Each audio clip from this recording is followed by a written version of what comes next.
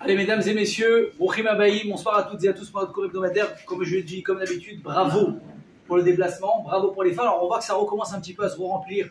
Ça y est, les vacances sont terminées, la rentrée est passée. Mais moi, je vous dis, moi, ceux qui me donnent ma force de venir, c'est vous. Ceux qui me défient chaque semaine de devoir trouver des nouveaux chidushim et tout, bémet, c'est vous. Ce serait peut-être des fois peut-être simple d'avoir affaire à un public différent, de faire des fois plus simple, de prendre des cours qu'on a déjà donnés, que personne n'a entendu.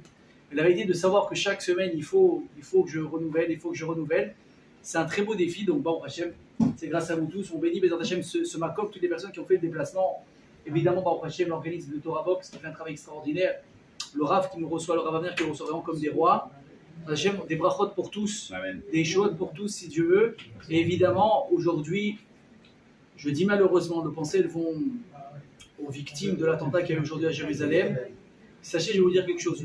Pour ceux qui connaissent le sommet de Ramoth, là où l'attentat il a eu lieu, pour ceux qui connaissent un petit peu Jérusalem, c'est la Tachana Merkazit des religieux. Il n'y a que des religieux à cet endroit-là. Et j'ai vu la vidéo, on voit, Laura Leno, que des gens en veste et chapeau, courir, des dates, etc. Le bus, c'est une horreur. Et juste au passage, c'est à 2 minutes en voiture de Torah Box, du siège de Torah Box. Quand j'ai vu ça, vous savez pas le nombre de fois que je passe là-bas en voiture. J'ai eu des mecs très mal au cœur. Et j'ai levé le dossier aujourd'hui, je dis que je m'en fous, c'est trop. C'est trop. Jusqu'à quand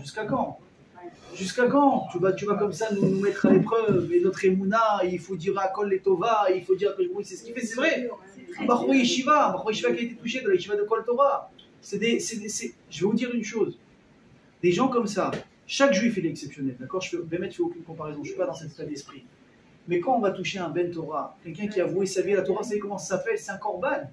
C'est un korban Ola. C'est ce que c'est un korban Ola? C'est un korban qui était complètement consumé au Beth Amikdash. Personne n'avait aucune part, c'était que pour Hachem. Hachem, il prend comme ça des fois des chamottes.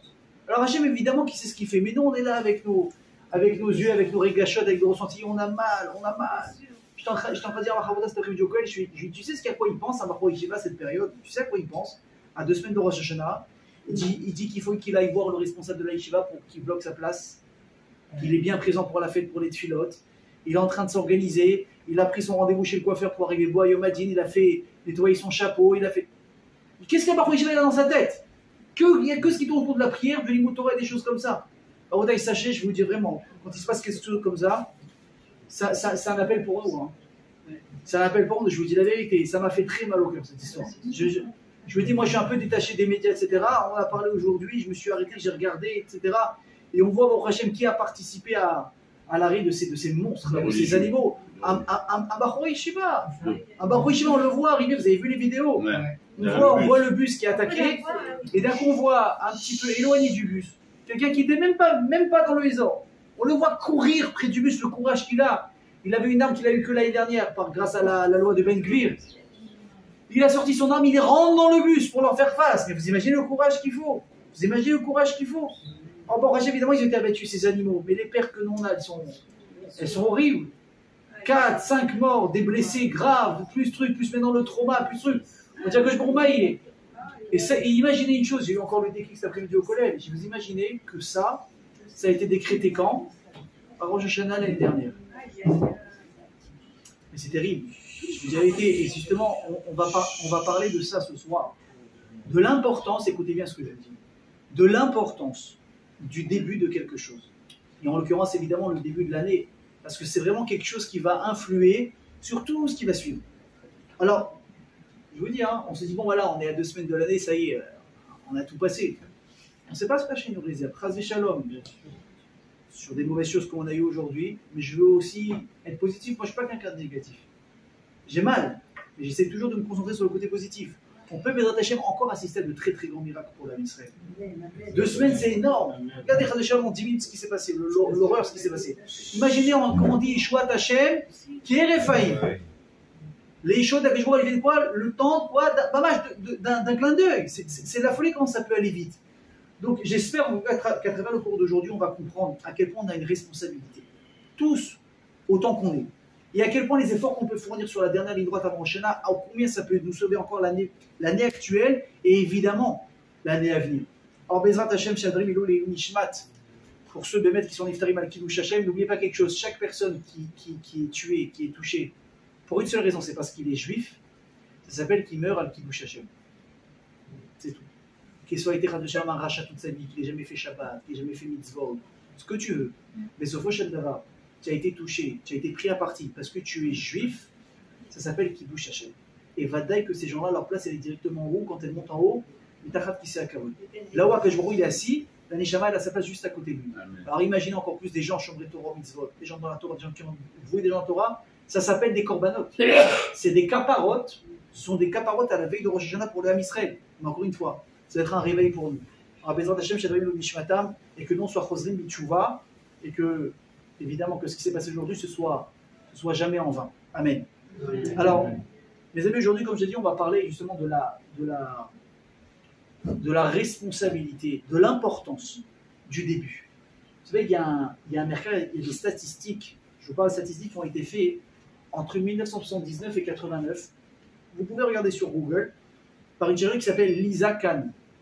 Elle s'amusait à faire une recherche, elle a voulu savoir, dans le milieu du travail, comment c'est que des fois vous voyez des gens qui commencent une carrière, d'accord, on va dire, je sais pas moi, dans le high-tech, ou dans, je sais pas moi, dans la finance, où vous voulez.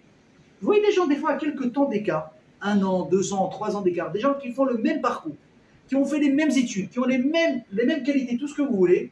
Pourtant, il y a des gens où leur carrière, elle stagne complètement toute leur vie, pendant 10 ans, 15 ans, 20 ans, 30 ans de travail, le type, il a à peine décollé de la place où il était à l'origine. Et il y a des gens, en 2, 3, 4 ans, ils ont eu des promotions, ils ont eu des responsabilités, ils ont eu des salaires augmentés, ils ont eu des tnaïm extraordinaires. Et c'est bien, comment ça se fait? Est-ce que c'est une question d'intelligence? Est-ce que c'est une question peut-être de talent? Ils ont fait un mercat, ils ont fait des statistiques. Et sachez qu'ils se sont rendus compte d'une chose qui est très très intéressante. Très souvent, le changement qu'il y a eu dans les carrières des uns ou des autres n'a rien à voir avec leur qualité. Mais absolument rien, ni au niveau de leur CV, ni au niveau de leur travail forcément qui ont été accomplis. Bon, évidemment, on ne parle pas de grandeur. Lui, en général, on le remercie tout de suite. Merci, pas besoin de vous présenter lundi matin au bureau. Non. Des gens vraiment identiques. Ils sont à l'heure au travail, ils font leur job, ils amènent les bons résultats. Et vraiment, il y avait des différences. Il y en a qui ont eu des... Attention, hein, on parle de milliers de dollars de différence sur leur salaire mensuel à travers les années. Et il y en a qui n'ont pas bougé du tout. Pareil au niveau des responsabilités. Ah, il a été nommé cadre, l'autre il est resté, j'ai envie de dire, peut-être presque à la photocopieuse. Vous voyez, vraiment, ça a été... Et comment ça se fait? Ils se sont rendus compte que tout dépendait de quand ils avaient commencé leur travail. Je m'explique.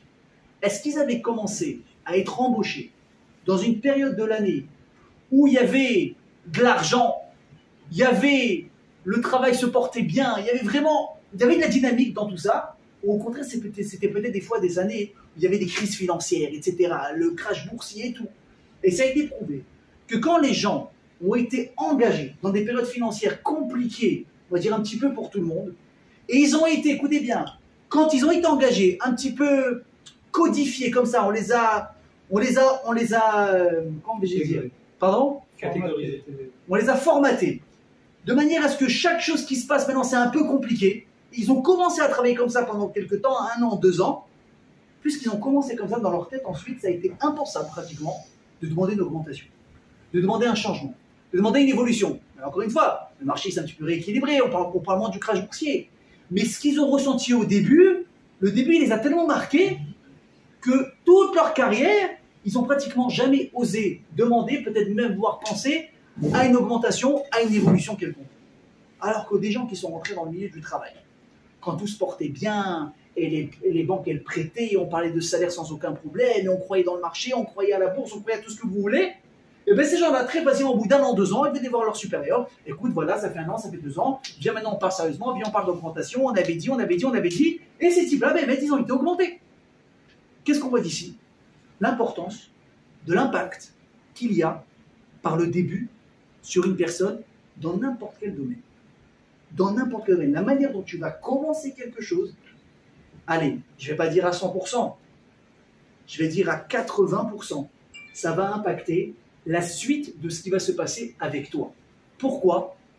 Parce que, écoutez bien ce qu'il dit le Baal Shem Tov, dans le début de chaque chose est caché le code génétique, peut-être on va dire ça, de toute la suite de ce qui va se passer après. Le début renferme le secret de l'avenir. Prenez une graine que vous allez planter maintenant. Si on prend des microscopes, je ne sais pas comment on va appeler ça, on va faire des prélèvements et des analyses, vous allez voir que tout ce qui va se passer dans l'arbre, il est déjà codifié dans la graine. Bien sûr, la force de l'arbre, la taille du fruit, la couleur du fruit, tout. Évidemment, après, il va avoir des impacts. Il va avoir les intempéries, il va avoir la pluie, il va avoir le soleil, mais la capacité de ce qui se passe, elle est dans quoi? Une toute petite graine. Où ça? Au départ. Est-ce que tu l'as planté au bon moment? Est-ce que tu l'as bien arrosé au début? Après, si tu as loupé le coche du début, tu peux un petit peu rattraper. Ce ne sera jamais pareil.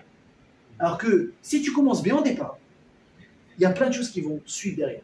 Et à Tkama, c'est important, mes amis, dans notre période à nous, justement, le semaine de Elul, veille de Rosh Hashanah, et évidemment, à la veille du Chodesh Tishri, où c'est vraiment le mois le plus, j'ai envie de dire, le plus fou de l'année. Le plus fou de l'année, c'est incroyable. Il n'y a rien qui est fixé. Il n'y a rien qui est fixé. Vous savez, on dit qu'il y a beaucoup de rabbinim qui s'avirent dans les lignes de la main. D'accord? Il y a des gens qui savent. On appelle ça aussi dans le visage. À Chochmat, à Panim. On peut voir, il y a des gens qui savent. On dit que le Harizal, la Vachalom, sont tout à fait dans les quand quelqu'un venait le voir, il n'avait pas besoin de parler avec la personne. Il venait le voir, il le regardait son front. Il savait exactement qui il était, qu'est-ce qu'il avait fait, dans le bien comme dans le moins bien. Type Isavion, qu'est-ce qu'ils faisaient les gens quand ils allaient voir le Harizal? Ils ne voulaient pas être grillés, ils ne voulaient pas être critiqués, ils ne voulaient pas avoir de rencontre sur le territoire. Ils mettaient à chaque fois une casquette, ils cachaient leur front. Ils ne voulaient pas que le Harizal voit le front. Et un jour, moi j'ai vu Rabbi David Pinto chez Érié. Il ne m'a jamais dit ce qu'il fait, d'accord? Mais un jour, il m'a dit, j'ai envoyé de sa bouche, il m'a dit, mon fils, n'oublie pas, tout est marqué ici. Tout est marqué ici. Alors moi, quand je vois, qu'est-ce que je vois? Je vois des fronts lisses, peut-être un peu plus de rides à droite, à gauche. Je sais pas. Peut-être un peu de bronzage encore du mois d'août. C'est tout ce que je vois. Il y a des gens qui voient quelque chose de très spécial. Et même dans les mains, comme vous savez, il y a les traits de la main. Et on peut lire des fois, bébé. On dit l'avenir, le passé, ce que vous voulez, appelez ça comme vous voulez. Moi, je ne suis pas encore kabbaliste, je ne sais pas un jour si je le serai, ça ne m'intéresse pas. Mais vrai qu'il y a beaucoup de choses dans la main. Mais quand tu arrives voir beaucoup de rabbinim en Elul et en Tishri, les rabbinim disaient on ne peut pas lire dans la main. Pourquoi? Parce que tous les jours ça change. Tous les jours ça change. Alors toi tu vois ça, je vous mets au défi, essayez de regarder ce qu'il y a dedans, vous n'allez pas voir de changement dans votre main. Si vous avez vu, c'est que vous avez bu un peu trop à l'apéro. C'est tout. Ou vous êtes des grands tzadikim, des starim cachés. Mais les bien-être, les grands rabbinim qui te voient, ils disent on ne peut rien dire maintenant. Parce que tout est en train maintenant d'être redistribué. On ne peut pas savoir ce qui se passe. Donc on est vraiment maintenant à la veille du début de l'année, de la décennie, de notre vie. Il faut comprendre, regardez, je vous dis, retournez-vous une seconde et regardez votre année. Comment elle a été? Sympa, moins sympa, mieux que l'année d'avant, plus difficile, plus mis à guérir, il y a eu plus de défis, c'était mieux, c'était moins bien. Dites-vous que toute l'année qui s'est écoulée maintenant, elle est dépendante de vos agissements, évidemment, au fur et à mesure de l'année, mais essentiellement dans la période de Elul et de Tishri. C'est quand je pense à ça, même si des fois il y a des choses que j'ai pas envie de faire, j'ai pas les nerfs, j'ai pas envie de travailler ça, j'ai pas envie de me reprendre sur ce point. Quand je pense à ça, je me dis, mais attends, t'es bête. C'est vrai, si on te parle ici d'un investissement à long terme, avec le moins d'efforts possible. C'est-à-dire, tu bosses entre guillemets un mois et demi, t'es tranquille pendant 10 mois et demi, 11 mois. Elle est belle. Maintenant, attention, ça ne veut pas dire que si vous êtes des tzadikim en Elul ou Tishri, vous faire n'importe quoi ensuite pendant décembre, janvier. C'est pas ça qu'on dit. C'est que essayez d'être droit toute l'année, mais assurez-vous d'être irréprochable dans les jours justement de la période qui concerne Rosh Hashanah et Kippour. Parce que c'est très important. Donc quand on sait que tout va être défini au début, quand on est dans les jours comme nous, les amis, il faut vraiment, vraiment prendre conscience à quel point nos agissements de maintenant, il faut être vraiment focus sur ce qu'on fait pour comprendre qu'il y aura vraiment un impact réel sur la suite. Et regardez comment dans la paracha qu'on va lire cette semaine, la Torah, justement, elle va mettre le point sur le début. Oui, je vous dis, les parachutes, elles ne sont jamais distribuées au hasard dans l'année. Pourquoi on va lire cette paracha à telle période et cette paracha à telle période? On va parler de la paracha de Kitavo. Une des mitzvot qui sont ramenées, c'est quoi là-bas? C'est la mitzvah des Bikurim. C'est quoi rapidement les Bikurim? On rappelle, une personne en Eretz Israël qui avait planté un des 7 fruits d'Israël, et d'un coup, il voit qu'il a une première pousse. Il y a une date qui va pousser. Qu'est-ce que la Torah lui demande de faire? Le premier fruit qui pousse, qu'est-ce que tu fais? Tu dois le signaler, entre guillemets. Tu dois l'entourer d'un film pour te rappeler que ça a été le premier bourgeon, ça a été le premier fruit qui aura poussé. Et ensuite, qu'est-ce que tu vas faire avec ces bikurim? Tu vas devoir le prendre et monter à Yerushalayim, te réjouir là-bas, dire merci à Hachem sur ce qu'il t'a donné et manger là-bas. Ok? Il y a fait. Maintenant, sachez que la notion de prémisse, c'est pas uniquement dans les fruits. Elle revient dans tous les stades vivants dans le monde. Et j'explique. On a les minéraux, les végétaux, les animaux et les êtres humains. Sur chaque chose, la Torah, elle s'est arrêtée. Qu'est-ce qu'on a on va appeler ça on va appeler ça peut-être en minéral, en tout cas domème. C'est quoi quelque chose qui est domème? C'est quelque chose qui ne bouge pas. Vous avez, mesdames, ça vous concerne, la mitzvah de challah. Quand vous faites une pâte d'à peu près 2 kilos, qu'est-ce que vous devez faire? Afrachat challah, n'est-ce pas? Est-ce que c'est une obligation? Vadaï. Est-ce que vous faites une bracha? Mais vadaï. Est-ce que celui qui fait une afrachat challah, qui fait des tfilot à ce moment-là, c'est très très grande ségoula de Yeshuot? Mais vadaï que oui. Mamash, sachez que l'afrachat challah, mes amis, moi je vois des rabbanim assister à des afrachat challah organisés par des pour faire un cours. Et moi j'ai déjà vu des rabbanim, enfin entendu, je n'ai pas assisté, mais qui ont demandé à faire l'afrachat challah. Ils ont dit, vous imaginez même pas le Edratson que c'est au moment de l'afrachat challah, ce que ça peut être, ce que ça peut donner. Donc la Torah elle demande Reshit Arisotechem Chala Teruma Lachem. Quand vous allez faire ça, il faut prélever donc la dîme pour Akadosh Baruch. Ensuite, qu'est-ce qu'on a? Le tsoméar, dans ce qui pousse. On vient de parler des fruits. Une personne est là, elle doit entourer dans les sébikourim, mais elle a l'obligation de les amener à Yerushalayim et de dire merci à Hachem. Et ensuite, on a les animaux. Vous savez qu'il y a une obligation de racheter les premiers de certains animaux, dont l'âne, Peter Hamor. Vous savez que moi, un jour, j'ai pas assisté en vrai, mais j'ai assisté en vidéo. C'est incroyable. Des fois, on se dit c'est quelque chose qui n'existe pas, mais vadaï que ça existe. J'ai vu ici dans un kibbutz en Israël, où il y avait un fermier qui avait, il y avait son ânesse qui avait accouché d'un petit. Ils ont dû appeler un Cohen, etc., pour faire vraiment tout le tékes, tout le truc, pour racheter le premier de là, parce que c'est une mitzvah de Oraïta. Peter Hamor Tifdé. Tu es obligé de racheter le premier-né d'une ânesse. Et ensuite, bien sûr, qu'est-ce qu'on a? On a nous les êtres humains. On a la mitzvah de quoi? De Pidyon, Aben. Pour ceux qui ont, Rabotaï, pour ceux qui ont eu le mérite d'avoir le régime des enfants. Déjà en soi, c'est un miracle énorme, il faut dire merci que je dois. Je m'adresse à tous peut-être les Marocains de la salle, je dis Marocains ou toutes les autres origines, hein. Ceux qui font la tête quand ils ne sont pas un garçon au début parce qu'ils voulaient faire la mitzvah de Pidyon Aben et qu'ils ont eu qu'une fille. Oh les pauvres, ils ont eu qu'une fille, bande de fous. Qu'est-ce qu'il dit Srazal? Bad Bechora Siman Tov Lebanim. Une personne qui a une fille en premier, c'est un très très bon siman pour les enfants derrière, pour les garçons derrière. Premièrement. Et à part ça, moi je conseille une petite fille en Bechora. Ah oui. C'est une bracha. Ah oui. C'est une bracha. Donc je vous souhaite déjà d'avoir, on va souhaiter que tous ceux qui n'ont pas d'enfants, je vous prie au Shia Otam, avant Rosh Hashanah. Amen. Maintenant il y a ceux, voilà, Béchar, ils ont eu un garçon. Alors pourquoi on est content? Parce que bon, il y a le côté un peu macho, voilà, j'ai eu un garçon en premier. Et ensuite, vous avez la mitzvah de Brit, et ensuite, évidemment, vous avez la mitzvah de Pidyon Aben.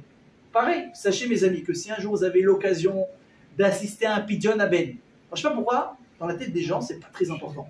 La Brit, tout le monde court, parce qu'il y a Yawanavi, parce qu'on est pardonné des fautes. Pidyon Aben, les gens, ils font un peu, j'ai remarqué, hein. J'ai été invité à un Pidyon Aben il n'y a pas très longtemps, on n'était pas si nombreux que ça. Et j'ai été très déçu. Pourquoi? Sachez une chose. Que celui qui assiste à un Pidyon Aben, c'est comme si qu'il avait jeûné 84 Ta'aniot. 84 jeûnes. Rien que le fait d'assister à un Pidyon Aben, c'est comme si vous avez fait 84 fois Tisha B'Av ou Yom Kippour. 84 fois. Vous imaginez? Tu arrives là-haut, on se dit bravo pour les jeunes. Hein. Autant la vérité, mais il y a un problème. Le type, il a vécu que 90 ans. Comment il a fait 84 que tout ce qu'il a fait? Il a dit non, vous n'avez pas compris. Il a assisté une fois à un Pidyon Aben dans sa vie. Waouh! Il y a des grands moments. Donc on voit que même nous, la Torah nous demande de quoi? De racheter nos premiers-nés. Pourquoi? Parce qu'encore une fois, c'est le premier. Mais ça ne s'arrête pas là. Ça continue. Qu'est-ce qu'elle nous dit, la Torah? La Gemara dans Rosh Hashanah, elle nous dit quoi? Que même par rapport au temps, il y a une importance. Vous avez l'importance évidemment de Rosh Hashanah, le début de l'année. Vous allez avoir l'importance. Sur quoi on met l'accent quand ce n'est pas les années? On descend un petit peu d'un niveau. Le mois. Rosh Chodesh. Ensuite, vous avez quoi? Vous avez la semaine, Shavua Tov. On se souhaite Shavua Tov. Et le matin, qu'est-ce qu'on se souhaite après la fila? Boker Tov. Donc à chaque fois, on voit que quoi? Que Tov, Tov, Tov, Tov. Qui a dit en premier le mot Tov dans la Torah, dans l'histoire? Ça cause beaucoup. Veine, Veine Tov. Tov, Tov, Tov. et à la fin, il a été Mesakem en disant Ve'init Tov Meod. Donc on voit que ça a son importance. La question, elle est, mes amis, mais il y a quoi dans les débuts qu'il n'y aura pas à la suite? Ok, on sait dans la tête que le début, c'est important. Mais la question, pourquoi? Et si la Torah, elle a mis tellement l'accent que sur chaque étape de ce que tu fais, ça concerne ce que tu manges, tes animaux, ta femme quand tu es dans la cuisine, toi quand tu as un enfant, pourquoi est-ce qu'il y a tellement une importance? Même regardez, le Bechor, par exemple, on parlait du Bechor des êtres humains, c'est incroyable de voir que même quand on arrive, moi, à Mea Isrim, quand le papa, le maman décède et on doit arriver maintenant à dispatcher l'héritage, n'est-ce pas? Selon la Torah, vous savez, le Bechor garçon, ça veut dire s'il est né en premier, pas s'il y a une fille, ensuite un garçon, ça ne tient pas. S'il y a eu un garçon vraiment premier-né, qu'est-ce que la Torah lui offre? Le double de tout le monde. Le double de tout le monde. C'est-à-dire, toi, tout ce qu'ils vont recevoir les autres, toi, tu as le double. Si même, écoutez bien ce que je vous dis, ça paraît fou. Le gosse, à l'âge de 20 ans, il a pris ses affaires, il est parti s'installer à New York. Il a fait ses études, il a rencontré sa femme. Toute sa vie, il a vécu à l'américaine, il a vécu le rêve américain. Ses parents, ils étaient en France, ils étaient en Israël, ils ont passé des hauts, des bas. Il y avait les autres enfants qui les ont entourés. Lui, il a toujours été un peu plus détaché. Arrive 120 ans, monsieur, on te paye une carte, un billet d'avion, viens récupérer ton chèque, tu as x2, que tout le monde alors que tu n'as rien foutu toute ta vie. C'est fou ou pas? Alors encore une fois, c'est Alpia Torah. Il faut respecter, je m'adresse à tous les cadets, les frères et sœurs. Sachez une chose, des fois, moi j'ai vu beaucoup de familles se déchirer à cause des héritages. J'ai entendu des histoires, mon Dieu. Alors, s'il y a des parents qui savent malheureusement que les enfants, c'est pas une question d'être Shomer Torah Mitzvot, c'est pas ça. C'est qu'ils sont trop, ils vont pas accepter ce genre de choses-là, même si la Torah l'autorise sans problème. Ça va faire des problèmes. Prenez un testament, faites que tout est divisé à part égale et tu règles le problème dans tout le monde. Il n'y a pas de problème, chacun a reçu sa part, il n'y a pas de souci. Non, la Torah elle a donné le srout de le faire. Elle a donné le srout au père de le faire. Mais si, écoutez bien ce que je vous dis, si ça risque de faire des gros problèmes, Akadosh Baruch Hu, il est prêt à effacer son nom pour le jalon. Donc il faut être intelligent.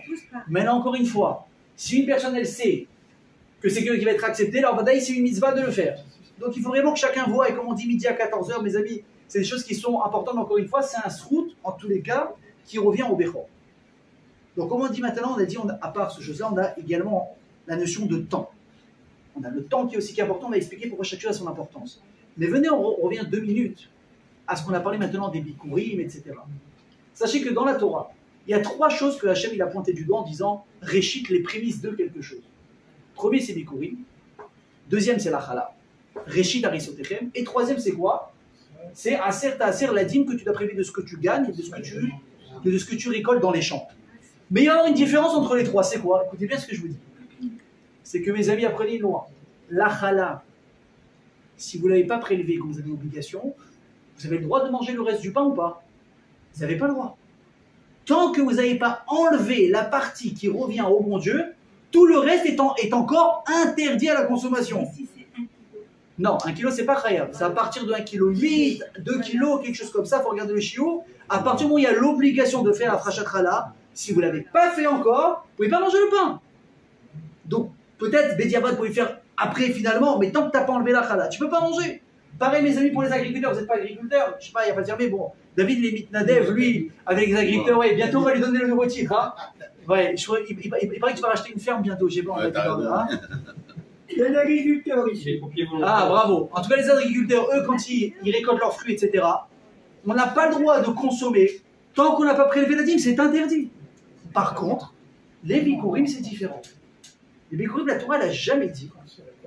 La Torah, elle n'a jamais dit qu'on ne peut pas manger tant qu'entre guillemets, on n'a pas accompli ce qu'on doit faire avec les bikurim. On nous a demandé une chose.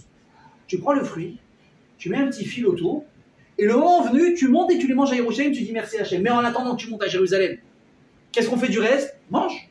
Kiffe. Fais des séoudotes. Fais-toi un kiff. Mais tu devras à un moment donné venir et évidemment apporter ce fruit-là à Yerushalayim. Mais en attendant, tu peux le manger. Donc on voit que même s'il y a des différences entre les deux, Hachem met toujours l'accent, on a dit sur les débuts, etc. Mais regardez là où ça va se compliquer un petit peu. Le Bechor, on a mis l'accent dessus, n'est-ce pas? Le Bechor, t'as Pidionaben, t'as tout ça, c'est super. Mais, il y a un grand mais. Hachem, est-ce que lui-même, il a favorisé les Bechorot ou pas? Je m'explique. Hachem, il a donné à nous l'obligation, n'est-ce pas, de mettre l'accent sur le Bechor. Mais est-ce que nous, les Bnei Israël, on est un Bechor quelque part dans l'histoire? Oui. Non. Parce qu'on est les enfants de Jacob. Oui, mais alors. Jacob, il était. Alors justement, Yaakov, il est né quoi? Il est né Bechor? Non. Yitzhak, il est né Bechor? Non. Il est appelé Bechor. Le seul, voilà, il est appelé Bechor. C'est quoi? Hachem, il a entre guillemets transformé en Bechor. Mais est-ce que naturellement on était des Bechorim? Non. À part Abraham Avinu, personne n'a été Bechor. Yitzhak, il n'a pas été Bechor. Yaakov, il n'a pas été Bechor. Moshe, il n'a pas été Bechor. Aaron, qui a été Kohen Gadol, il n'a pas été Bechor. Yosef, qui va être préféré, il n'a pas été Bechor. David Ameler, je continue ou pas? Je peux vous donner des exemples jusqu'à demain. Akadosh Baruch Hu lui-même, il a préféré des enfants à travers l'histoire qui ne sont pas des Bechorot. Et pourtant, nous, qu'est-ce qu'il nous dit? Attention, hein, le premier, c'est le plus important. Si c'est une fille, bah, t'as loupé Pidja la belle. Et pourquoi tu dis pas, bah, on va faire pareil? Toi, t'as préféré le deuxième, t'as préféré des fois les troisièmes. Yosef, c'est le combienième de la famille, rappelez-moi? Non, le 11e. Le 11e. Alors, c'est pas le premier qui dit, bon, allez, on s'est trompé dans le calcul. On a attendu un bon moment, et pourtant, à ce moment-là, on le prend, qu'est-ce qu'on fait? Et là, donc, quelle différence? Pourquoi Hachem, il a un comportement quelque part? Et à nous, il nous demande l'inverse. Alors, je vais vous donner un premier élément de réponse. Pourquoi est-ce que le Bechor, ici, il a une préférence aujourd'hui chez nous? Il y en a qui veulent dire parce que, peut-être, alors, je ne sais pas s'il y a des aînés ici dans la salle, il y a des aînés, il y a des Bechorim ici ou pas? Vous êtes Bechor? Les dames aussi, les Bechor? Bon, ok. On va faire en sorte, on va essayer de faire un match égal, ok? Que personne ne se vexe, il y en aura pour tous les goûts. Premièrement, on dit que normalement, mesdames, vous m'écoutez ou pas?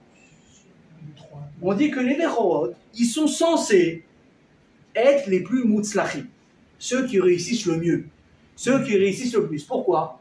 Parce qu'ils ont eu le plus d'attention, parce qu'ils ont été les plus gâtés. Imagine quand il y a un premier bébé, tu es comme un fou. Il fait un cri, tu es comme un fou. Il pousse une dent, tu es comme un fou. Tu lui changes sa première couche, tu es comme un fou. Il commence à marcher, tu es comme un fou. Ouais, demain tu dois l'habiller, tu vas pas prendre les trucs sur AliExpress à 5 shekels. Tu vas aller à Petit Bateau, tu vas aller à Jacadi, tu vas essayer d'investir, d'accord? Quand tu es au deuxième, troisième, quatrième, ta soeur te donne quelque chose, tu dis merci beaucoup, hop, ça va aller pour le quatrième, c'est top. Oui ou non? Au début, tu as l'impression que limite, tu t'occupes pas de ton fils ou de ta fille. Et finalement, tu investis. Donc, ils ont eu, évidemment, en plus, moi, je me rappelle quand j'ai eu ma fille, moi, il y a quelques années, au même moment, il y avait une belle sœur qui venait d'accoucher aussi, il y avait un bébé. Sauf que c'était pas le premier, c'était le troisième ou le quatrième. Alors, ils ont évolué vraiment en même temps. Et moi, je me rappelle, je voyais la petite commencer à faire un bruit, commencer à tenir debout. J'étais comme un fou, ah, t'as vu ce qu'il a fait? Et mon frère à côté qui voyait aussi son fils, je fais, t'as vu ce qu'il a fait? Il fait, ouais. Genre lui, moi, j'étais un gaga, et lui, c'était, bon, ça va, c'est du réchauffé, c'est mon quatrième, j'ai l'habitude. Donc peut-être par là, les Bechor, ils grandissaient avec, on va dire, une confiance particulière, une force particulière, une intention qu'ils ont eue que les autres n'auront pas forcément eu. Mais il y a beaucoup de statistiques qui montrent que c'est faux d'un autre côté. Parce que des fois, ce sont ce qu'on appelle les enfants sandwich, qui sont beaucoup plus téméraires, beaucoup plus forts. Pourquoi? Parce qu'au contraire, ils ont eu moins d'intention, leur a moins facilité de travail, leur a moins mâché les choses, ils ont dû se battre pour trouver leur place à la maison. Tu vois, des fois, le premier, il est un petit peu... Ça, c'est vrai aussi. Moi, j'ai remarqué que très souvent, encore une fois, on ne peut pas faire des règles, non. Mais j'ai remarqué que très souvent, des fois, les premiers-nés, les Bechor, ils sont un peu plus peureux que les autres. Ils ont un peu moins de courage. Pourquoi? C'est très simple, hein. Comme ça a été les premiers, les parents, ils avaient peur de tout. Attention à ça, attention à ça, attention le vélo, attention les rollers, attention la porte, attention le tabouret, est-ce qu'il va le faire, est-ce qu'il va le faire? Ils l'ont habitué, attention, attention, attention. Ils sont tellement épuisés eux-mêmes, les parents, qu'ils arrivent le deuxième, troisième, vas-y, débrouillez-vous. Tant qu'il n'y a pas mort d'homme, vous ne nous appelez pas. D'accord? Tant qu'il n'a pas poignardé, tu ne m'appelles pas, tout va bien, on s'en fout. Donc le gosse, deuxième, troisième, quatrième, c'est des petits moglis, en fait. Ils se débrouillent tout seuls et ils arrivent, ils sont téméraires, ils sont courageux. Ou même des fois au contraire, parce qu'il est deuxième, troisième, il est moins important, le gosse, il sent que pour se faire de la place, il faut qu'il joue un peu des coudes. Et regardez même dans la Torah, comme je vous l'ai dit tout à l'heure, qui ont été quelque part les plus mutzlachim de la Torah, ça n'a pas été les premiers. Regardez Ishmaël, catastrophe. Regardez, venez, on va faire une liste. Les Bechorot, Ishmaël, c'était bien ou pas? 0. Esav, c'était bien ou pas? 0. On continue. Dans les Shvatim, Réhouven, c'était bien ou pas? Pas top. Pas top. Jacob, il a préféré Yosef, il a préféré Yehuda par rapport à Réhouven. On lui a tout pris à Réhouven. On lui a pris la Bechora, on lui a pris la Malchout, on lui a pris la Keuna qu'on va donner à Lévi. Pas top non plus. Alors que de l'autre côté, vous avez Moshe, c'est le troisième de la famille, le Manik d'Israël. Aaron à Cohen, le deuxième de la famille, c'est de lui le Kohen Gadol, de lui jusqu'à aujourd'hui. Descend la Keuna. Le seul qu'on a surnommé Tzadik dans la Torah, c'est qui? Yosef à Tzadik. C'est le 11e. Et David Ameller, c'était le combienième? Le septième. Le septième, c'est lui qui a été choisi en Meller. Donc tu vois que il n'y a pas ici vraiment de quelque chose qui est sûr. Alors mes amis, c'est quoi le secret? Pourquoi est-ce que Hachem, tellement, alors, il nous donne l'ordre de préférer les premiers? Si on va de toute façon que quelque part, bah, c'est pas sûr comme donné. Hein. Ça peut bien se passer, comme ça peut être un massacre total. Alors je vais donner un premier élément de réponse qui est très intéressant. C'est que vous prenez dans n'importe quel domaine, parents, je sais pas moi, agriculteurs, artistes, ce que tu veux. C'est que la première chose que tu vas accomplir dans ton domaine, ça sera la plus importante. Pourquoi? Parce que c'est celle-là qui va te transformer en ce que tu es à ce moment-là. Exemple, c'est un artiste peintre. D'accord? Tu as fini l'école. On va vous dire, monsieur, demain, examen final, vous devez nous peindre un tableau complètement de votre imagination. Rien, il n'y a pas, tu prends un modèle de celui-là ou de celui-là, tu peux pas. Vas-y. Et le type, il va faire son tableau avec tous les défauts et les qualités que ça peut contenir. Il va réussir à avoir son titre. Je ne sais pas s'il y a un titre de peintre aujourd'hui, on peut se proclamer peut-être artiste tout seul. Mais si peut-être tu vas être diplômé d'une grande école. C'est ce tableau-là qui va te donner accès à ton diplôme de tu es officiellement peintre agrégé de telle et telle école. Alors je vous garantis, ce ne sera pas la plus belle œuvre de sa vie. Tu ne compares pas un artiste à 20 ans, 25 ans, et avec 25 ans d'expérience après, au bout de 50 ans, il a appris des choses, il s'est corrigé, il a été critiqué, il va refaire... C'est devenu un autre monde, tu as l'impression que ce n'est même pas le même peintre, c'est pas le même coup de pinceau. Mais pour lui, ce sera toujours le plus incroyable. Pourquoi? Parce que cette œuvre-là, qu'il a fait passer de monsieur tout le monde à peintre, c'est lui qui l'a accompli. Tu prends un type pour la première fois qui va travailler un champ, il a racheté une affaire, où il va aider son père. C'est pas dit, voilà, cette parcelle de terrain, c'est toi qui es responsable. Il faut faire aubergine, carottes, concombre, tomates. Allez go, on se voit dans 2 ans. Les premières pousses qui va se passer, ça va donner quoi comme titre? De petit enfant à petit, tu es officiellement agriculteur. Parce que ce sont tes premières pousses, ce sont tes premiers résultats qui font en sorte que tu es ce que tu es devenu. Et pareil, mes amis, pour des parents. On se marie. On a toujours vu les neveux, les nièces des autres, les enfants. Ah, on pensait savoir ce que c'était des gosses, n'est-ce pas? On pensait savoir ce que c'était. Parce qu'au moment où on en a, on comprend ce que c'était. Mais à ce moment-là, quand tu as ton enfant, alors, je vous dis tout de suite, hein, nos enfants, ce n'est pas forcément les plus beaux. Nous, des fois, avec nos yeux de parents, on les voit comme les plus beaux. On les voit comme les plus beaux. Mais s'il faut être objectif, non, il y a beaucoup plus beau que ton gosse. Je suis désolé, je ne veux vexer personne. C'est pas forcément le plus intelligent. C'est pas le plus doué, ce que tu veux. Mais pourquoi tes yeux, il est tellement spécial? Des fois, tu vois une mère, elle dit, mon amour, mon cœur, ma beauté. Tu vois le gosse, tu dis, comment tu peux dire un truc comme ça? Et pourquoi elle réagit comme ça? Évidemment parce que c'est son enfant. Mais surtout quoi? C'est ce petit être qui l'a rendu maman. C'est ce petit être qui t'a rendu papa. Alors tu vas en avoir d'autres après, évidemment. Mais qui t'a fait transformer de personne sans enfant à papa et maman? C'est l'enfant. Donc comprenez que le premier de quelque chose sera un impact irréversible parce que c'est lui qui t'a fait changer de statut. Est-ce que vous comprenez ce que ça veut dire? Et ça a beaucoup d'impact sur une personne. Et c'est pour ça, écoutez bien ce que je vous dis. C'est pour ça que quand une personne, elle arrive à avoir un enfant, elle a un garçon, elle est super fière, je suis devenu papa. Il faut comprendre, hein, pour tout celui qui a vécu l'expérience de devenir parent, t'es pas pareil avant et après. Moi, j'ai toujours aimé les enfants, mais bon, avec une certaine limite, hein, je vous dis la vérité. Quand il y a un gosse qui pleurait dans l'avion, oh là là là là. Je veux pas dire à quoi je pensais. Si j'avais pu les enfermer lui et sa mère aux toilettes, je l'aurais fait avec plaisir. C'est pas possible, c'est une caparatavolote. J'ai pas tapé 4 heures de vol comme ça jusqu'à Marseille. C'est pas possible. Et finalement, quand tu as ton enfant, et tu sais ce que c'est un enfant qui pleure parce qu'il a mal au ventre ou mal aux dents ou qui décide de faire une crise et que tu es impuissant, tu peux rien faire, tu vas passer le vol entier debout avec lui en train de lui faire comme ça, ou lui mettre la tétine, ou lui mettre la crème, ou ce que tu veux. Quand tu vois finalement demain une personne dans l'avion qui galère, bah, tu vas devenir beaucoup plus compréhensif, conciliant, et surtout tu auras beaucoup plus de compassion. Vous avez besoin d'aide, dès que je le prenne, tu vas essayer de jouer avec lui, tu vas essayer de l'occuper, tu vas jouer le jeu parce que tu sais ce que c'est. Maintenant tu es papa, maintenant tu es maman. Le petit truc que tu vois qui te casse les pieds 15 heures par nuit quand il dort pas, tu l'aimes quand même plus que tout. Mais malgré tout, qu'est-ce que tu fais?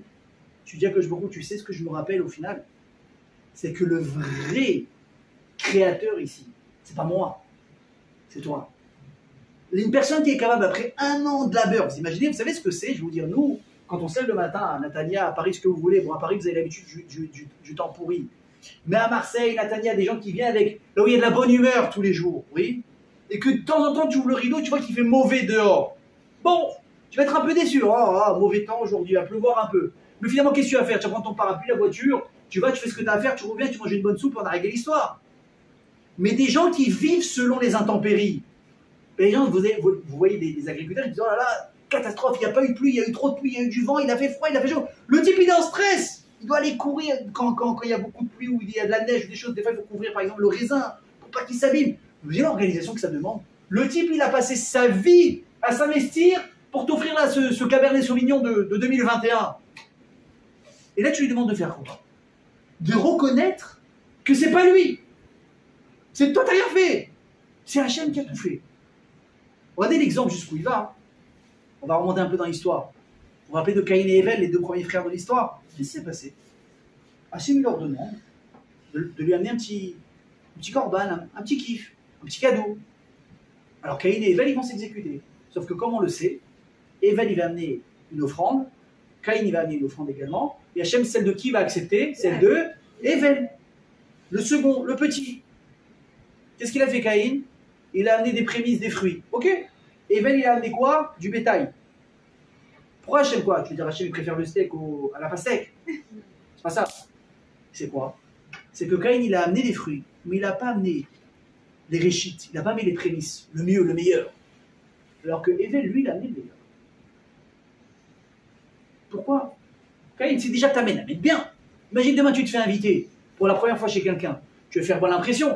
Comme on dit, il n'y a pas, David Chaban a parlé de ça cette semaine, il n'y a pas de deuxième occasion pour une première impression. Comme on dit en hébreu, El Izanu Shniya, les Roshem Rishoni. Comme tu vas rentrer la première fois, c'est ce qui va rester un peu dans l'esprit des gens. Tu vas amener le premier cadeau, bon Dieu. Mais le paquet, investis, casse la tienne, va acheter un beau vin, va faire quelque chose. Prends pas une bouteille à 40 shekels de pinard. Investis. 100 shekels, il est classe et tout. Tu vas mettre un bouquet de fleurs. La première fois que tu rencontres ta belle-mère, tu n'amènes pas un bouquet de fleurs pourri à 20 shekels au chou. Tu exagères. Tu exagères, c'est pas grave, maintenant il va te falloir, tiens, il va te falloir 2 semaines pour que tu t'en remettes. C'est pas grave, mets le paquet. C'est comme ça que ça marche, parce que, il a de la classe quand même, il est généreux. Et ça va rester, c'est comme ça, et malade, la première impression est importante. Caïn, pourquoi tu mets pas le paquet?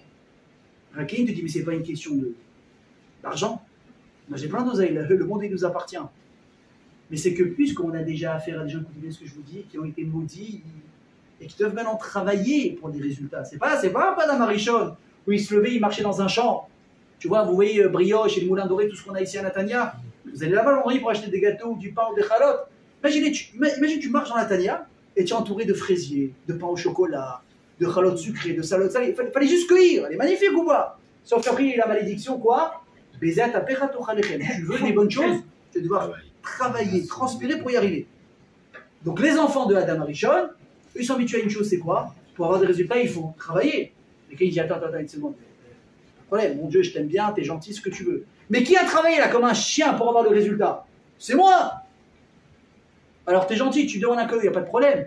Mais le meilleur, je ne vais quand même pas te le donner pour toi. Je sais que j'avoue que tu as eu un rôle dans l'histoire, hein. Mais pas autant que moi. Alors quand on parle de ça, ça paraît marrant parce que tu diras, il est gonflé quand même. Te mettre Hachem au second rang. Mais là, on se dit les choses entre nous, hein. Et nous, on réagit comment par rapport au Dieu? On est capable de donner le meilleur à Hachem ou on le garde pour nous? C'est quoi le meilleur à Hachem? C'est quoi? Le meilleur à Hachem, si tu veux en général, c'est les premiers jours, c'est les premières heures du jour.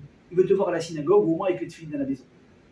Mais les meilleures heures, toi, tu les prends dans ton lit, avec un café sur le fauteuil jusqu'à 10 heures et tu te rappelles ensuite à midi que tu n'as pas mis les defs, ou tu les as donnés au bon Dieu? Le maaser, quand tu prends ta paye, la première chose que tu fais, c'est de penser au Dieu, ou d'abord je paye tout ce que j'ai à payer, on verra après. Mais il faut comprendre que ces mauvaises habitudes qu'on pointe du doigt chez ceux qui nous ont précédés, on les a encore aujourd'hui, sauf qu'elles ont changé d'identité. C'est pas pareil. C'est pas qu'Hachem qui nous parle directement, mets-moi un corban, et j'ose aller prendre dans le rayon des fruits et légumes des trucs un peu pourris et je lui donne. Et encore une fois, c'est même pas pourri. C'est simplement, c'est pas le meilleur. Mais nous, on est où? À Kama, tu fais de la place à Hachem dans ta vie. Je veux dire, moi, le meilleur exemple qu'à chaque fois quelqu'un m'a donné, c'est quoi? Et il est horrible cet exemple, tellement qu'il est puissant. Quand tu fais une prière à Hachem, comment tu pries? Imaginez, vous avez une affaire qui va se faire maintenant, une belle affaire à signer, ou une présentation avec une jeune fille ou un garçon. Et il te plaît, hein? Il est beau gosse, il aime bien sa vie, elle est jolie, elle a l'air gentille et tout. Comment tu pries quand tu vas à la synagogue? Parce qu'en vrai, je vais préciser une chose, quand tu as besoin d'Hachem, à ce moment-là, on te retrouve à la synagogue en général beaucoup plus souvent que quand tout va bien. Donc d'un coup, on te voit à la synagogue apparaître comme ça. Moi, je me rappelle, mais bête, on avait un ami à Marseille, on le voyait jamais à la synagogue à part le Shabbat. Et tout d'un coup, on le voyait apparaître à Shacharit. Alors, c'est un ami à mon grand frère, et comme il se charrie, il lui dit, t'as un examen toi aujourd'hui? Il fait, ouais, j'ai un contrôle. Et il a dit, je suis venu, oh, c'est là, il savait t'appeler à la porte. Ok, donc tu viens. Mais tu demandes quoi à Hachem? Tu dis à Hachem, est-ce que fais en sorte que ça réussisse? Il dit, ah oui, c'est ce qu'on demande. Je demande à Hachem que ça réussisse, oui ou non? Mais ça, c'est pas une bonne prière. Pourquoi? Parce que de dire à Dieu, de demander à Dieu, fais en sorte que ça réussisse, ça veut dire quoi? Moi, j'ai fait mon plan, toi, tu te mets de côté, juste tu déranges pas, quoi. T'as compris? Fais en sorte qu'il n'y ait rien qui dérange, moi, j'ai fait mon plan, j'ai décidé que c'était bien. Donc, sois spectateur, juste évite les problèmes et on avance. Mais si tu dis à Kadosh Baruch Hu, Hachem, je ne te demande pas si c'est bien.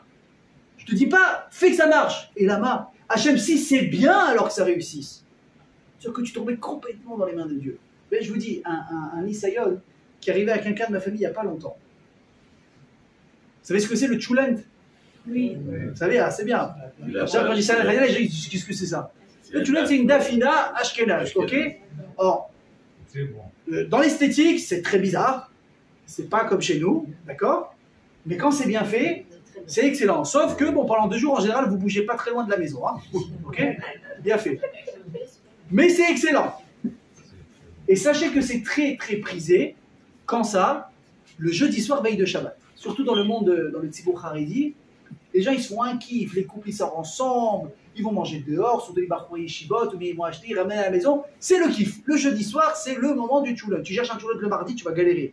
Mercredi, ça commence à se faire un peu, mais là où tout le monde fait son billet, c'est le jeudi.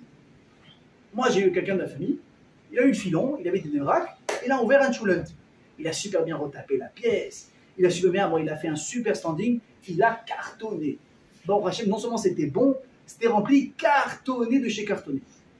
J'ai eu encore aujourd'hui ce matin, pourquoi? Du jour au lendemain, il reçoit un message de la mairie, obligation de fermer dans les 48 heures. Il est parti, qu'est-ce qui se passe? C'est comme ça, tu dois fermer. Pas d'explication, on ne sait pas ce qui s'est passé. Oui, il avait commencé sans autorisation, il l'a eu après. Je l'ai eu aujourd'hui. Il m'a dit, je te dis la vérité. Ça marchait tellement bien. Ça marchait tellement bien qu'il n'y a aucune raison logique que ce soit arrêté. La seule raison, c'est quoi? C'est qu'Hachem, il a décidé comme ça. Il n'y a aucune raison. Le bruit, on était raisonnable. La qualité, elle était bonne. On n'a fait de problème à personne. Tout était... on ne sait pas. Mais ça, c'est quoi? C'est une personne qui a de dire, Hachem, tu sais ce que tu fais. Quand tu fais ta tefila, tu dis, Hachem, fais en sorte que ça se passe, donc t'es gentil, te mêle pas, je gère. Ou tu dis, Hachem, c'est pas moi qui ai les manettes dans l'histoire. C'est toi.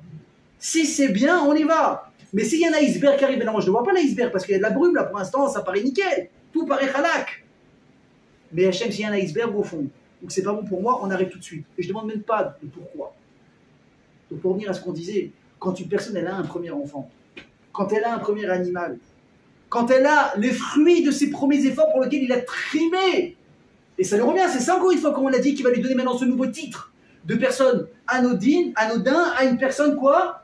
Incroyable, tu as changé de titre, tu es devenu artiste, tu es devenu parent, tu es devenu ci, tu es devenu ça. Et qu'est-ce qu'il est capable de faire cette première personne? Imaginez, vous avez déjà vu des artistes, des fois des sportifs qui reçoivent des médailles d'or, ils sont au sommet de leur vie, ils ont marqué l'histoire. Il y a eu dans les Jeux Olympiques de telle année, tel athlète qui a reçu, et des fois, combien de fois tu vois évidemment des artistes, des sportifs, prennent leur médaille d'or, leur ballon d'or, chacun avec ce qu'il aime, ils vont dire quoi? Cette médaille, c'est grâce à qui? C'est grâce à un tel. C'est grâce à mon coach. Il m'a tellement donné. Le type, qu'est-ce qu'il fait? Il se pousse et il fait briller quelqu'un d'autre presque à sa place ou autant que lui, qui était dans l'ombre. Il dit son nom, il va le reconnaître. Wow, les médias, la pub que ça va lui faire, le coach de l'année, c'est au top, etc. Mais imagine quand tu as un sportif, des fois on voit des trucs extraordinaires. Des fois on voit des sportifs, moi quand j'écoute des histoires, je suis impressionné, qui ont été blessés, mais graves. Au foot, au basket, à la course, au vélo, des accidents hyper graves. Le type, il est à l'hôpital. Et on lui dit, monsieur, sachez vous ne pourrez plus jamais courir dans votre vie, c'est impossible. Maintenant, le type, le sport, c'est sa vie. Il est brisé, il est cassé, il est ce que tu veux. Et il va avoir dans sa vie une personne, des fois c'est sa femme, qui va lui donner tellement confiance en lui que tout est possible, que tu vois, quand on fait le résumé de l'histoire, sur 1 an, 2 ans, le mec, il a passé des tests, c'était impossible de penser qu'il allait revenir à ce genre de niveau-là. Et on le revoit dans la compétition, et le pire, c'est quoi? C'est qu'il va gagner la compétition au bout de 2-3 ans. Personne n'y croyait, personne. Et le type, il dit quoi? Sachez que si un tel, ma femme ou truc, il n'avait pas été là, j'aurais pas été capable. Donc en fait, Vadaï, c'est toi qui as fait l'effort. Mais c'est grâce à qui? Tu es capable de reconnaître que sans telle personne, tu n'aurais pas été capable. Et c'est ça qu'Hachem demande à un juif. C'est que n'importe comment dans ta vie, dans ton travail, dans ta famille, dans tout ce que tu peux avoir, dans n'importe quel domaine, tu es capable de reconnaître que toi, écoutez bien ce que je vous dis, tu as fait l'effort, tu t'es levé, tu as travaillé, tu t'es investi, tu as fait tout ce qu'il a fallu. Mais sans le bon vouloir d'Hachem, que dalle! Et c'est très difficile, je vous assure que c'est difficile. Vous savez comment on se rend compte que c'est difficile? C'est quand ça ne va pas. Quand ça ne va pas. Et que tu essayes dans tous les sens, tu appelles, tu relances, tu trucs, ça ne marche pas. Tu deviens fou, tu essaies de sauter sur l'occasion, ça ne marche pas. Là, tu te rappelles d'une chose, tu dis, bon, j'ai compris. Je ne prie pas assez pour te demander à toi d'ouvrir les portes, il n'y a que toi. Si tu décides, c'est bien. Et si tu décides que c'est pas bien, alors je fais quoi? Si tu fais la tronche, le Tisha B'Av, au travail, à la maison, avec ton gosse, avec ta femme, Zarama, tu as de la Emouna, tu n'as pas d'Emouna. Parce que quelqu'un qui a de la Emouna, il n'est pas triste. Quelqu'un qui a de l'Emouna, mes amis, il n'est pas triste parce qu'il accepte la situation. C'est difficile, bataille. Il dira Hachem, c'est toi, moi je fais mon maximum, mais je ne peux pas me prendre plus la tête que ça. Je ne peux pas. Je ne peux pas. Et si nous arrivons à être Bessimra, c'est qu'il a fait de la place à Hachem dans sa vie. Et ça, c'est une vraie difficulté. Mais je peux vous dire quelque chose, ne croyez pas les gens qui n'ont pas d'Emouna, qui vont vous dire, ouais, mais c'est trop facile de mettre sur Hachem parce que quelque part, ça te donne bonne conscience. C'est un des privilèges de la Emouna, d'avoir une conscience plus légère. C'est pas moi qui l'invente, c'est marqué dans les Tehillim, Ashler al Hachem yavecha behu yichalkelecha. Ton fardeau, qu'est-ce que tu fais? Tu le prends? Tu fais quoi? Pas tu le donnes à Hachem, tu le jettes. Là, tu fais comme ça, tu lèves le ballon, vous avez déjà tiré un ballon, et tu tires, mais alors très très fort, très haut. Tu dis Hachem, c'est plus mon problème, c'est le tien. J'ai fait mon maximum, j'arrive pas, qu'est-ce que tu veux que je fasse? J'ai en train de rendre fou les gens, c'est plus mon problème. Il y a des gens qui n'ont pas de Emouna, qui ne sont pas capables de ça, ils vont dire ouais, mais tu cherches la facilité. C'est très difficile de se remettre dans les mains d'Hachem. C'est très difficile de se travailler quand tu te lèves le matin avec la première idée qui te vient en tête et tu as peur parce que tu as un truc qui te rappelle que tu as une galère. Et tu dis c'est plus dans mes mains, c'est dans les mains d'Hachem. Et il n'y a pas de raison que je sois stressé, c'est un vrai travail de Emouna. Mais ça veut dire que tu as tout compris. C'est-à-dire que n'importe quelle situation, quand tu réussis ou non, vers qui tu te tournes finalement? Vers Hachem. Et c'est ça ici le secret, mes amis, des Bikurim. C'est ça le secret des débuts. Tout ce qui te transforme, qui te donne la force, qui te donne ta fierté, tu es capable de dire quoi? C'est pas moi ma fierté, c'est Hachem. Ça, mes amis, c'est la première chose. Alors, cette notion-là, elle marche par rapport à des choses qui demandent des efforts humains. Mais qu'est-ce qu'il en est de l'autre partie dont on a énuméré, qu'on a parlé tout à l'heure, les notions du début, par exemple du temps. Rosh Hashanah, Shrodesh, la semaine, la journée. Là, tu n'as rien fait pour ça. Ça s'est fait comme ça. Alors pourquoi que je vous demande ici que là aussi tu vas être Magdish? Tu vas sanctifier le début de quelque chose. Tu n'as pas été acteur ici. Tu as été spectateur. Donc pourquoi ici il y a à nouveau l'obligation? Alors je vais vous donner ici 2 éléments de réponse. La première, quand vous êtes au début de quelque chose, au début d'une année, au début d'un nouveau projet, vous avez ici une perspective qui est très particulière. Pourquoi? Vous êtes capable de voir encore à ce moment-là tout d'en haut. Comme on dit, vue d'avion. Vous voyez comment ça va se passer, vous êtes en train de superviser, vous avez envie d'avancer. Alors que vous savez, quand on est dans la routine, vous voyez, prenez exemple, vous survolez une forêt, tu vois tout ce qui se passe, tu vois que c'est grand, tu vois qu'il y a des arbres, là il y a un étang, là il y a ci, il y a ça, tu as une vue comme ça générale. Quand tu rentres dans la forêt, qu'est-ce que tu vois? Plus rien, des arbres, un obstacle, à droite, à gauche, tu as du mal à avancer. Le début te donne une vue générale et de perspective incroyable, que tu peux avoir qu'au début. Mais surtout, c'est quoi la chose la plus importante?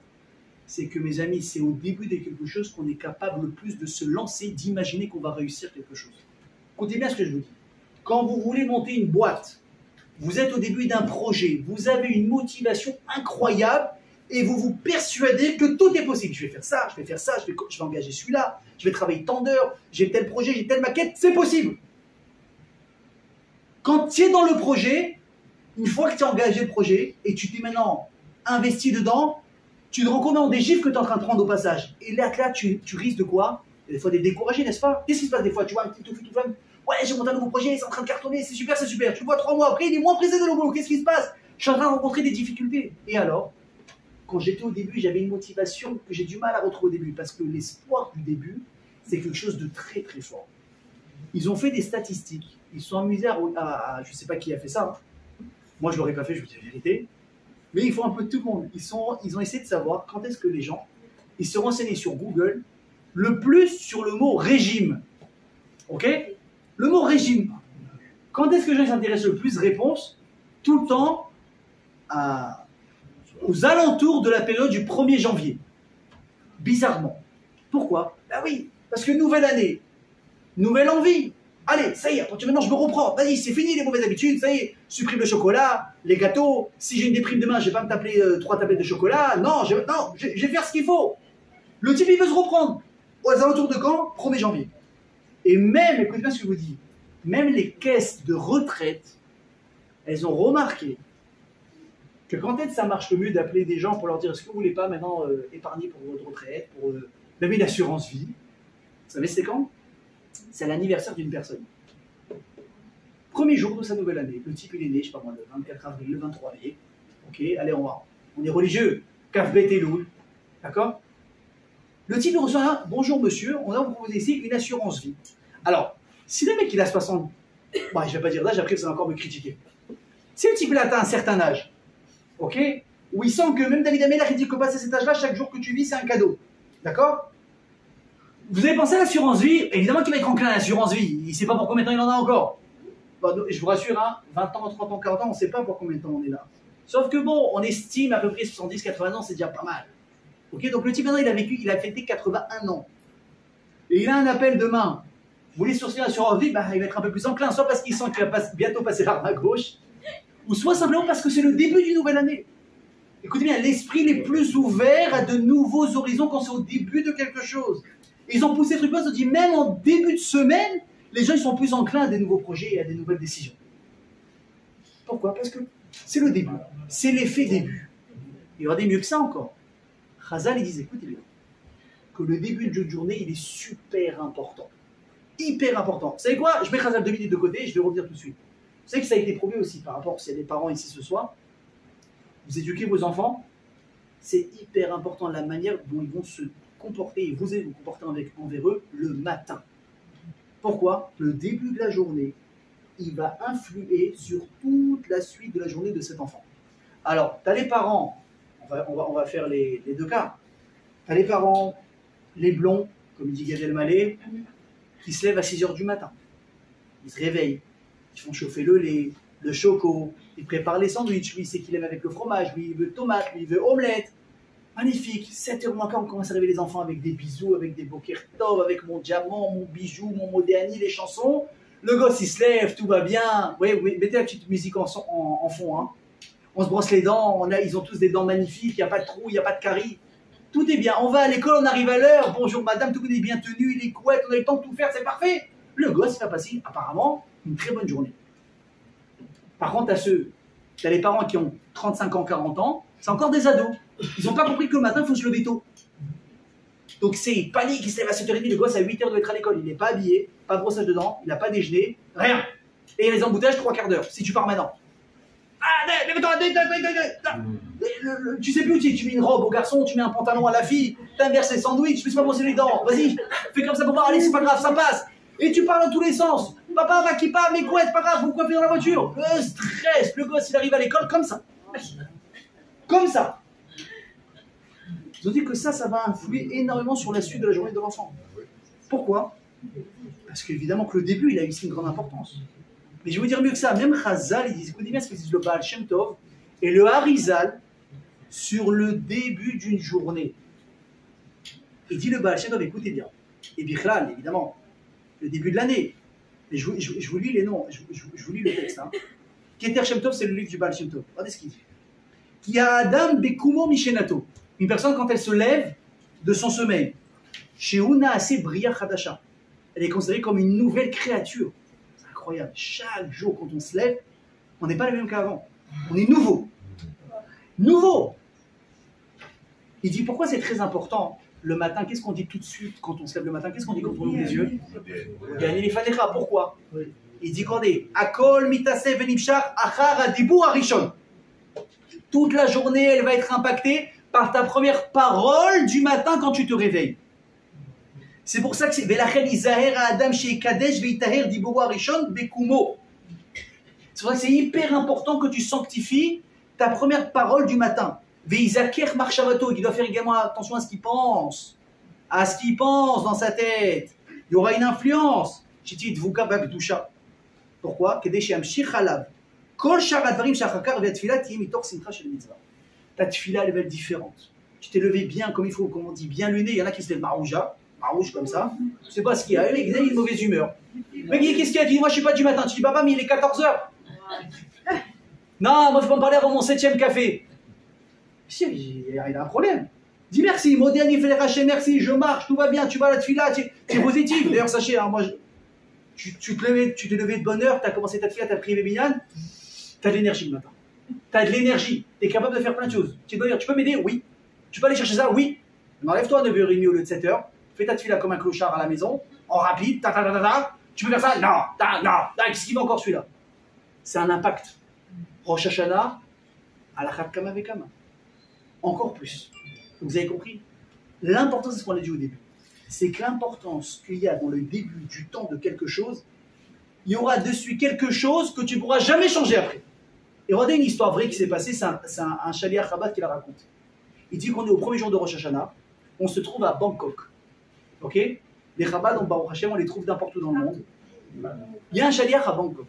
Premier jour de Rosh Hashanah, donc premier jour de l'année. Petite Sina, petit Minyan. Et là, il y a un jeune qui vient les taper sur l'épaule. Il dit, regarde, moi je suis juif, je suis israélien. Je sais qu'aujourd'hui c'est le premier jour de Rosh Hashanah, moi perso, je n'ai rien à faire, il me dit. Et je dois prendre l'avion là dans quelques heures pour continuer mes petites vacances. Mais j'ai promis à ma mère que j'allais écouter le chauffard le jour de Rosh Hashanah. Donc ça ne te dérange pas, si je peux te demander, prendre 5 minutes, je sais pas, même 2 minutes si ça prend, tu sonnes, je mets mon petit V sur ma liste et je me casse. L'autre il a pris un peu de cours, il dit bon il veut écouter chauffard, putain, il va être Mechal Yom Tov, ensuite il va être Mechal Shabbat, ensuite... Il dit, regarde, là je te propose un truc, je vais te faire le chauffard, il n'y a aucun problème. Aujourd'hui c'est Rosh Hashanah, premier jour de l'année. Je sais que tu as un vol et tout ce que tu veux, mais regarde, reste Rosh Hashanah avec nous, fais les fêtes. Je te nourris, je te loge, je te blanchis. Après, même moi, je vais t'aider à trouver un vol, tout ce qu'il faut. Mais fais-moi un kiff, juste reste avec nous. Il a réussi à convaincre le gosse, il dit, c'est quoi? Ça marche, marché conclu. 2 jours, je suis chez toi, le type il est content, il va pas payer d'hôtel, il va pas payer de bouffe. Ah ouais, bien, bon, on va, super. Il reste avec lui Rosh Hashanah. Finalement, il accompagne à l'aéroport après les fêtes, il s'en va. 1 mois après, le gosse, il envoie alors, appelez ça un WhatsApp aujourd'hui. Il envoie un message. Il dit, sache que ça fait 4 Shabbats que je ne suis pas Mechalel Shabbat. Et il dit, tu sais pourquoi? Il dit, parce qu'on a fait Rosh Hashanah, on a enchaîné sur Shabbat derrière. Le premier jour, je l'ai fait bien. Je me suis dit, le premier Shabbat, je vais le faire bien. Mais dans chaque Shabbat qui vient, je me dis, mais attends, j'ai tellement bien commencé. J'arrive pas à imaginer que c'est ça qui va casser toute la chaîne précédente qui s'est tellement bien passée depuis le début. Et sachez que ça, c'est super vrai. Quand vous prenez un bon engagement, et il est difficile, hein, mais vous tenez, et vous avez maintenant Baruch Hashem à votre actif 1 semaine, 2 semaines, 1 mois, 2 mois, et que évidemment les tzara, il ne lâchera jamais, il te retente à chaque fois, tu as envie de faire la bêtise. Alors en règle générale, tu dis, bon, bah, 1 de plus, 1 de moins, ça change quoi? Mais quand on t'a remis le compteur à 0, ou bien même quand c'est en début d'année, tu as réussi à te reprendre, et finalement tu as commencé, tu as fait un sans faute jusqu'à aujourd'hui, tu auras très mal au cœur d'être capable de te dire, je vais maintenant faire le truc qui va faire tout tomber. Parce que quoi? Parce que le début t'a donné cette force. Les amis, un autre exemple. Le Korban Tamid. Vous savez ce que c'est le Korban Tamid?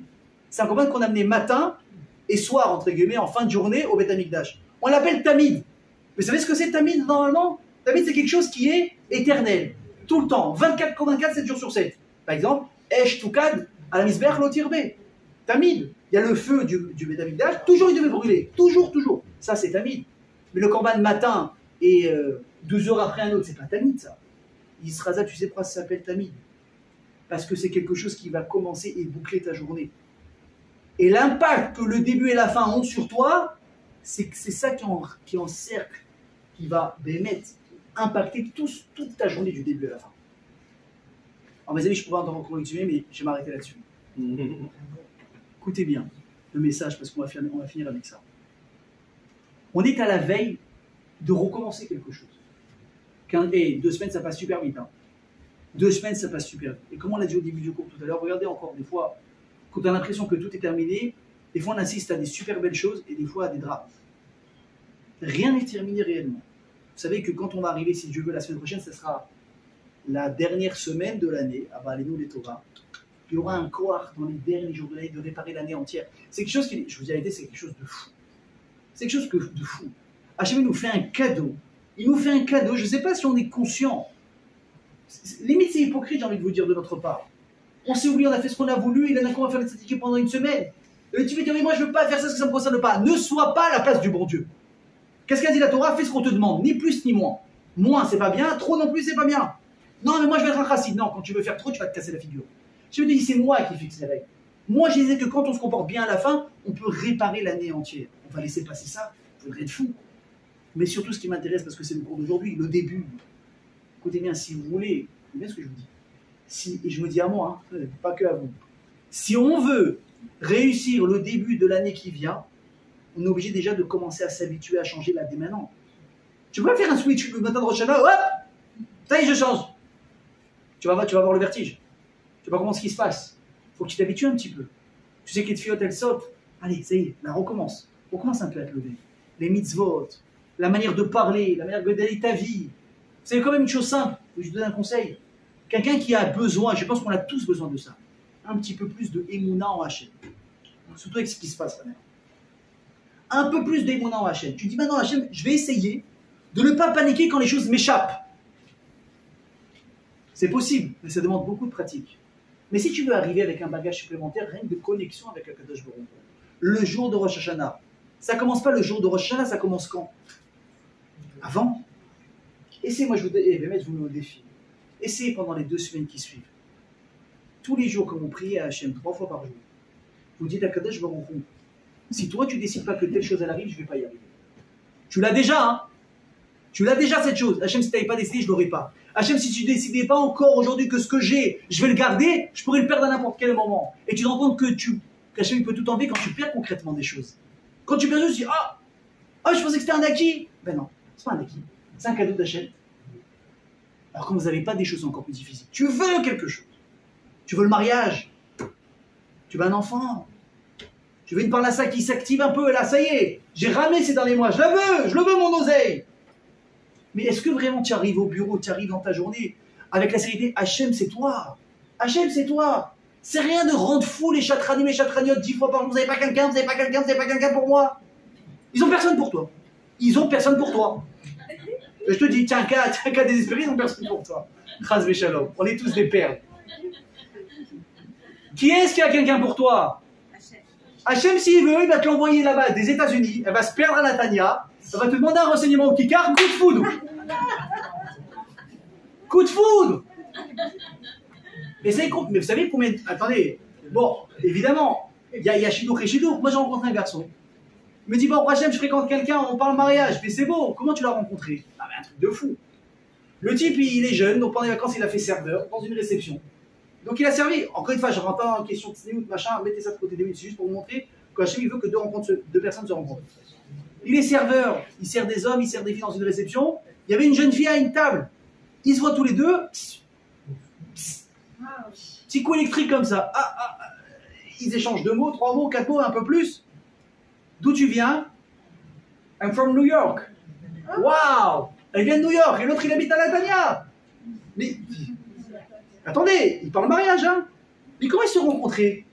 Ni Facebook, ni Instagram, ni Chatranit, ni les applications de rencontres, Ni tu connais pas quelqu'un, tu connais pas quelqu'un. Hachem a dit, toi, tu vas prendre ton vol, ma petite, tu vas aller à ce mariage, toi, tu vas te faire embaucher par tel traiteur, par tel service de serveur, et c'est toi qui vas servir la table.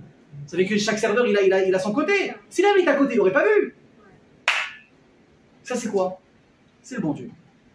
Alors ça, je vous dis, si on peut simplement travailler, déjà au moins la Emouna, je vous assure que si on a la Emouna, on a effacé 90% des problèmes. La peur, l'angoisse, l'anxiété, l'incertitude, et ça pourquoi, et ça pourquoi, et ça pourquoi, comment ça prend la tête. Tout ce qui se passe, c'est à Kadosh Baruch Hu. Mais encore une fois, pour arriver à Rosh Hashanah avec cette mentalité et être capable de prier différemment des autres années, c'est un travail. Alors vous avez 2 semaines pour le faire. Mes amis, au travail, Bezrat Hashem, on se souhaite à tous une très très bonne année. Amen.